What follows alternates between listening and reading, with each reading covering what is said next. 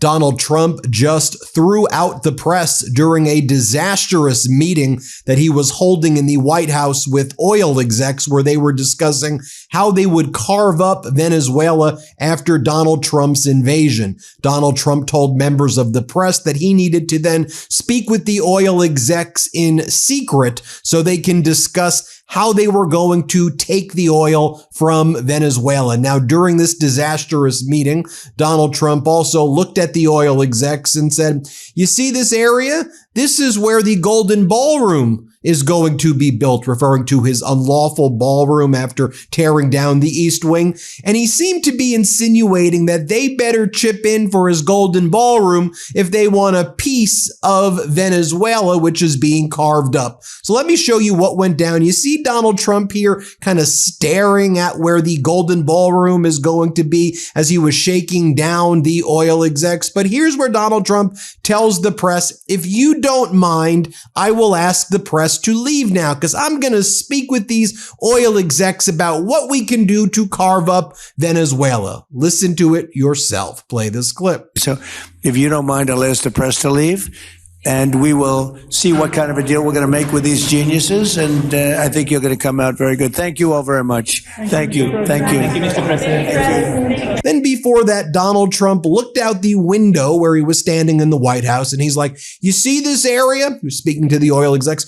"This is where the Golden Ballroom is going to be." And now it's what, like 89,000 square feet. And they're talking about now building a second story to the West Wing to deal with the asymmetrical problems caused by the massive East Wing Golden Ballroom. But here's what Trump says to the oil execs. Let's play it. Well, I got to look at this myself.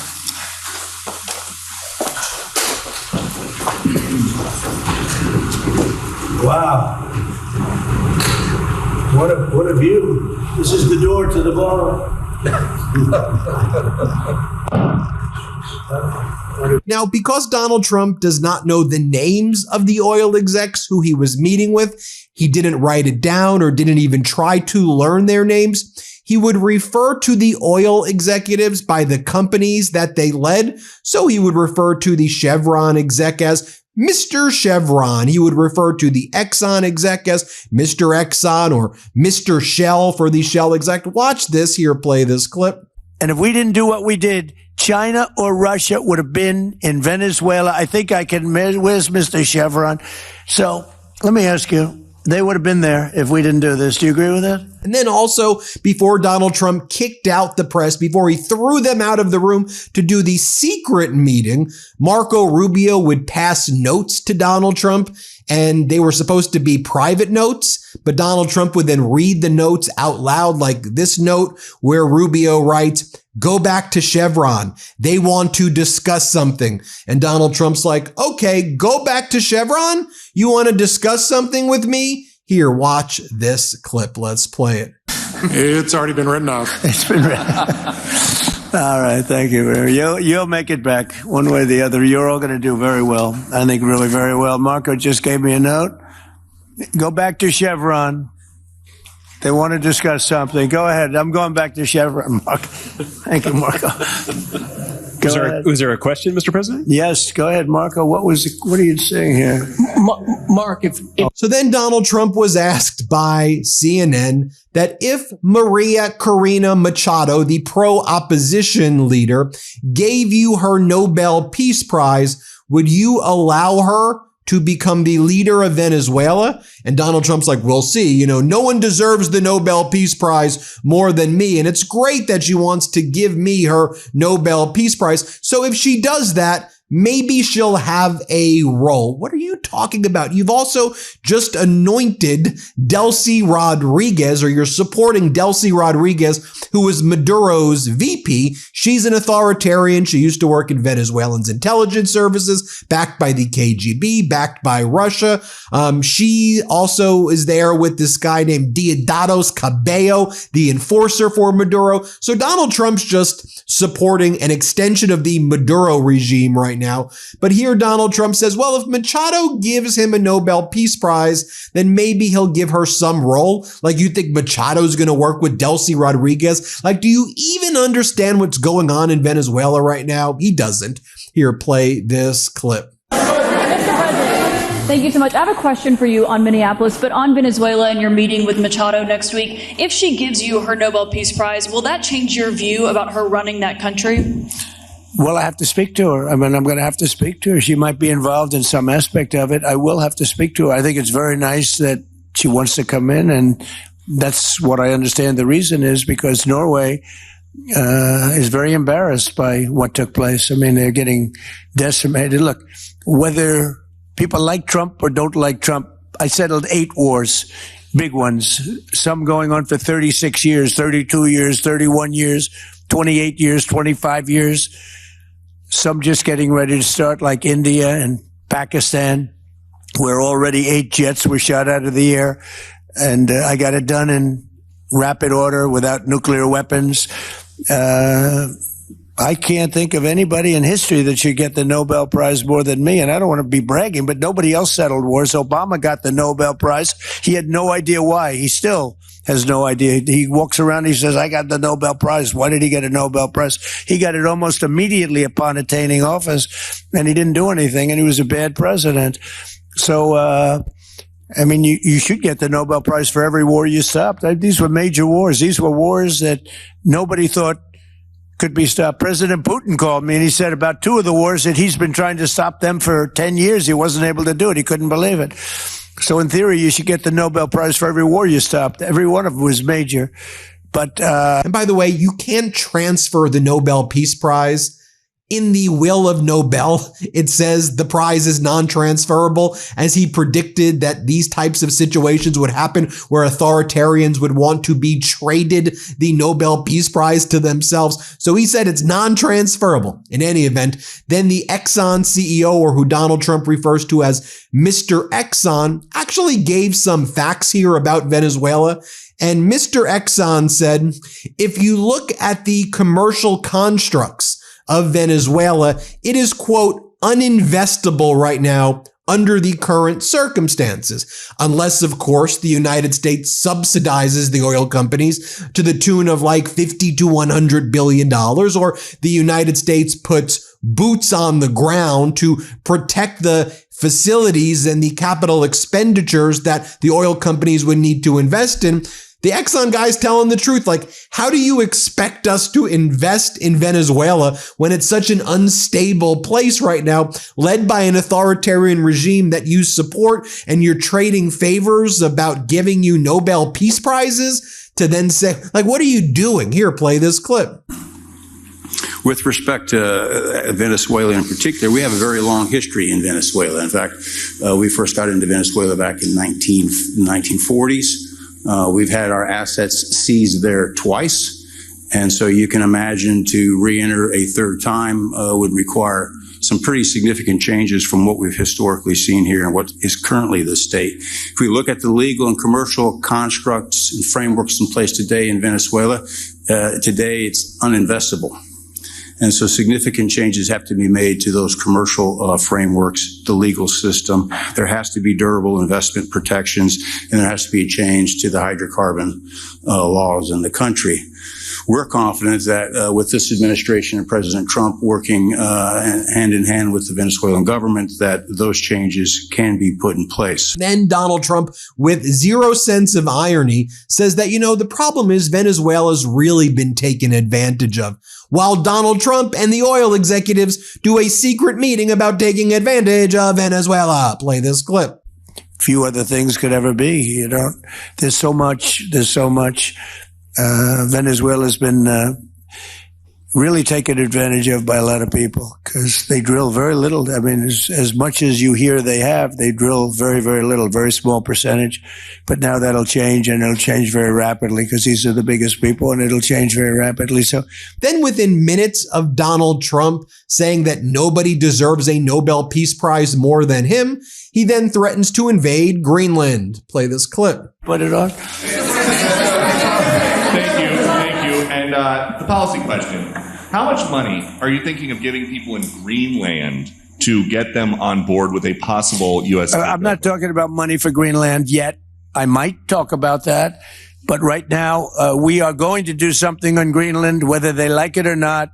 because if we don't do it, Russia or China will take over Greenland, and we're not going to have Russia or China as a neighbor.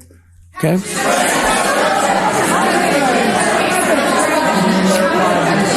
I would like to make a deal, the easy way, but if we don't do it the easy way, we're going to do it the hard way. And by the way, I'm a fan of Denmark too. I have to tell you, and they've been very nice to me. I'm a big fan, but the fact that they had a boat land there 500 years ago doesn't mean that they own the land.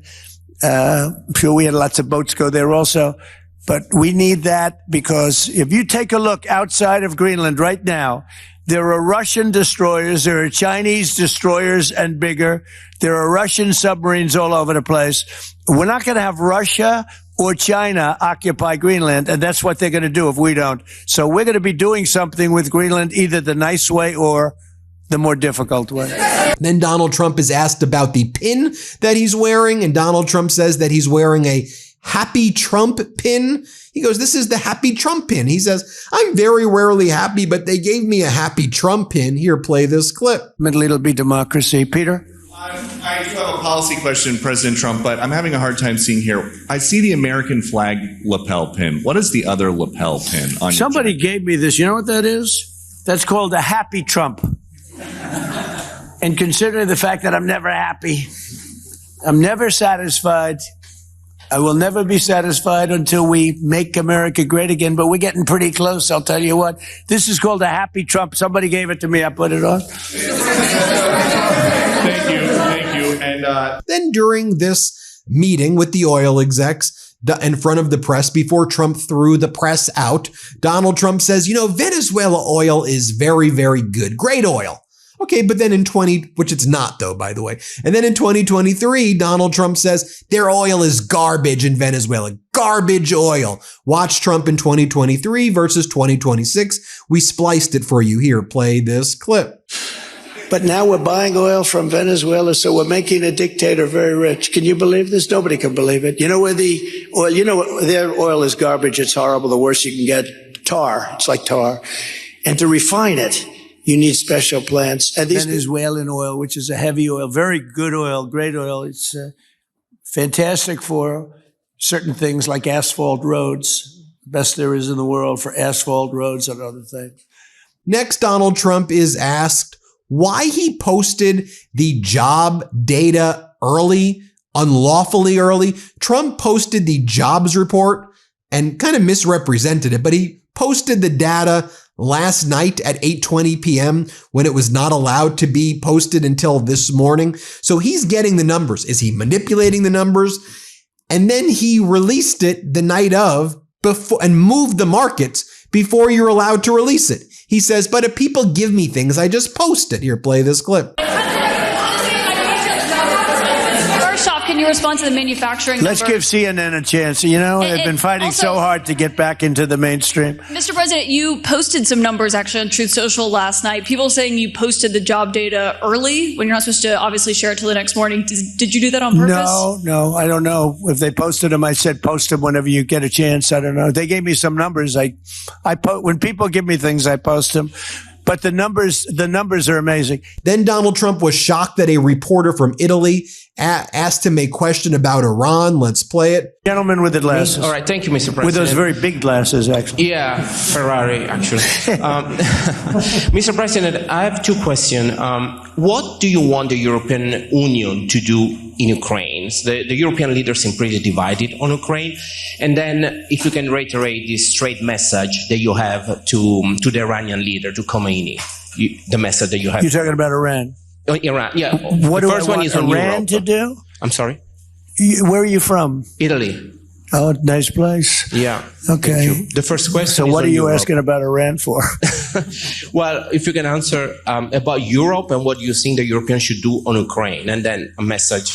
Well, look, Europe has been doing so much for Ukraine, but it hasn't been enough. And obviously that I would say that President Putin is not afraid of Europe. He's afraid of the United States of America, as led by me. Then Donald Trump says that Venezuela stole America's assets like we were babies. people steal from babies? Or are you saying who are the babies here? Well, what are you even talking about?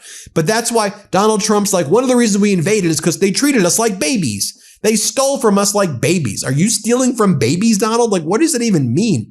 Play this clip. No, but they stole our assets like we were babies. And the United States did absolutely nothing about it. So now we're doing everything about it. Now we're doing 500% about it. But it's a long time after the act took place. So they stole from us, and it was taken by socialists and communists at the time. And Venezuela was going bad, really bad. And as much oil as they have, they're producing almost nothing, which is just a system. So we're really, if you look at it, we're taking back what was taken from us. They took our oil industry. We built that entire oil industry. Started a long time ago, but they took it, and they were very ungracious to this country. Then Donald Trump claims that he won Minnesota 3 times, which he did not. So he spreads lies about the elections. Play this clip. It's a very corrupt state. I feel that I won Minnesota. I think I won it all 3 times. Nobody's won it since Richard Nixon won it many, many years ago. I won it all 3 times, in my opinion. And it's a corrupt state, a corrupt voting state. And the Republicans ought to get smart and demand on voter ID. They ought to demand maybe same-day voting and all of the other things that you have to have a safe election. But I won Minnesota 3 times, and I didn't get credit for it. I did so well in that state every time. The people were crying every time after. That's a crooked state. California is a crooked state. Many crooked states. We have a very, very dishonest voting system. The last time I won, 24, the one that just took place, I won because it was too big to rig. You couldn't rig it. It was too big. But I won the state of Minnesota. It's a corrupt voting system with an incompetent governor, a very incompetent governor. Trump is then asked why, or if he agrees with J.D. Vance, referring to Renee Nicole Good, who was murdered in cold blood by Donald Trump's SS, by Trump's paramilitary, by Trump's Gestapo. J.D. Vance said that Renee Nicole Good is a domestic terrorist and part of a left-wing terrorist network. So the reporters asked Donald Trump, do you agree with that? And Trump's like, whatever Vance says, I'm sure I agree with. Play this clip. On Minnesota, the vice president yesterday suggested that Renee Good, who was killed by this ICE officer, was part of a broad left-wing network. What has your team told you about this broad left-wing network? Who is in charge of it? Who's part of it? What's it called? Well, I haven't seen the vice president's statement, but he's generally very accurate. I hate to say, look, I watched that yesterday, and there are a lot of different forms to it. But there was a woman screaming, shame, shame, shame, shame. She was a agitator, probably a paid agitator, but in my opinion, she was an agitator, a very high-level agitator, so professional. She wouldn't stop screaming. I said, this isn't a normal situation. This is a professional troublemaker, because you heard it and I had it. Now, I will say this. The news sort of turned her down, turned her off, because you're trying to watch. She was so loud and so crazy and just not normal. When somebody sees something like that, they don't go screaming and the same words. So I guess you could say professional, but I didn't think she did a very good job. You have agitators, and we will always be protecting ICE, and we're always going to be protecting our Border Patrol and our law enforcement. Yeah. And then randomly, Tucker Carlson is here. Play this clip. Well, there you have it, folks. Hit subscribe, help us get to 6 million, and thanks for watching. Love this video? Support independent media and unlock exclusive content, ad-free videos, and custom emojis by becoming a paid member of our YouTube channel today. You can also gift memberships to others. Let's keep growing together.